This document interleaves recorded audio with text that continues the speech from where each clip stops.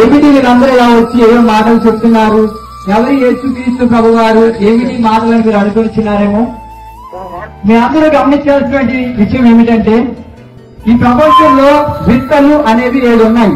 There are 7 wonders in the world. 7 వింతలు అనగా తాజ్ మహల్ అని, పిరమిడ్స్ అని, లేదంటే గ్రేట్ వాల్ ఆఫ్ చైనా అని. మనం గమనించాల్సినటువంటి విషయం ఏంటంటే, ఈ వింతలన్నీ కూడా కట్టినటువంటి వారు, దాన్ని చేసినటువంటి వారు మరణించి ఉన్నారు, లేదా వాటిని చేసినటువంటి వారందరూ కూడా చనిపోయి ఉన్నారు. But there is one more thing we have to remember, that the greatest wonder in this world is the empty tomb. అంటే యేసుక్రీస్తు ప్రభువారి యొక్క ఖాళీ సమాధి.